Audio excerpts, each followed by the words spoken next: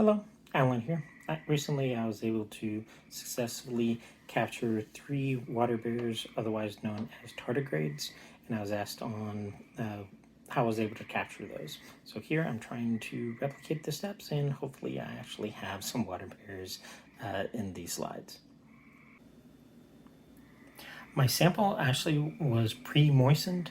I was able to grab some moistened moss or algae. I'm not really sure here, but it was already soaked, so I didn't have to do the rehydration process of the tardigrades. I did add some additional distilled water after I'd had this sample at home, just so that we would have something actually to squeeze out. So here I'm actually going to go ahead and take this entire sample, place it into my hand, and then I'm going to have my hand as a squeeze press.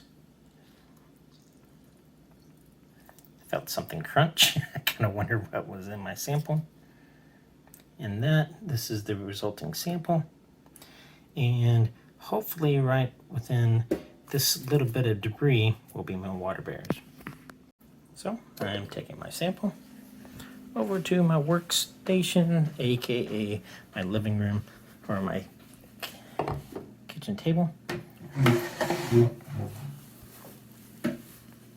So I already have some very fine, a very fine layer of cotton already placed onto my slide, and I use that as a partial filter and kind of a jungle gem to give them a place in order to grab a hold of and kind of show off.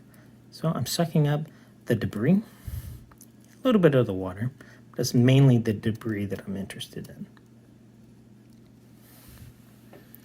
And I'm going to place approximately 4 drops onto the slide. I'm trying to have this in the middle of the cotton. I have one kind of a good debris drop. I'm letting some more of the sediment within the plastic syringe go ahead and drop down, so I have hopefully more whatever is actually in the sample. I'm intentionally spreading out the debris so that it doesn't stack up. And I suspect that I only have 3 drops there. I haven't paid much attention here, and there we go. I go ahead and place the slide cover, trying my best in order to keep out air bubbles. I kind of drag over to it and then go ahead and let it drop. Hopefully I don't have hardly any air bubbles in there at all.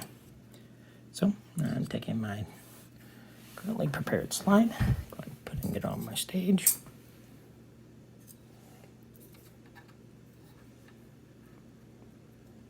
And hey, I was able to do it one-handed. And let me go ahead and turn off the light, making sure that I'm on the 40 objective.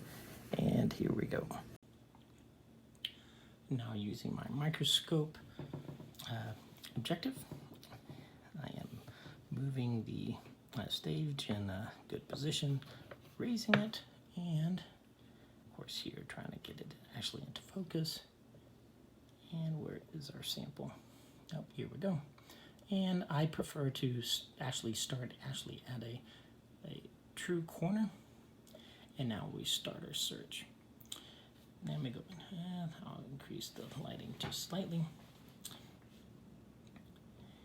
And I prefer going left to right. And we already have some critter in here. Let's go ahead and zoom in, and I suspect it's not a water bear though. Yeah, we have. I assume that's probably just a worm. Okay, continue scanning. This is just 40 power, and here we see the cotton strands. We see several worms. Still see some items moving through, and we got some cellular whatever cilia. That was cilia. I'm still learning the various names of different different subjects that you come across.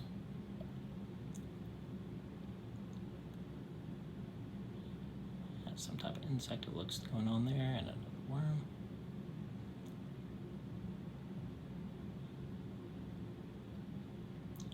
The water bears do move quite a bit. They're always active, but they're not whipping like these worms that we're seeing in here.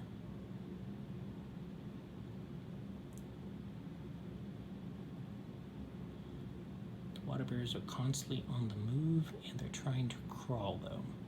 So they're not going to be darting like many of the items that we're seeing here.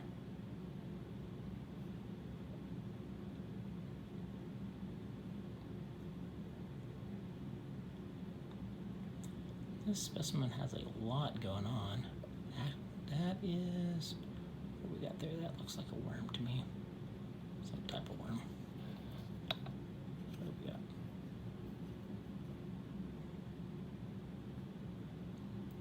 Yeah, we have some. We have actually, yes. I wonder if that's a dragonfly. It actually has eyes on it. So that, but that's not what I'm trying to capture here. I'm going to come back to that later.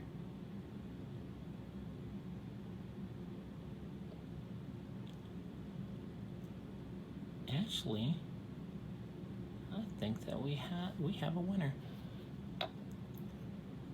Hey, that is nice. So, that is how you find a water bear.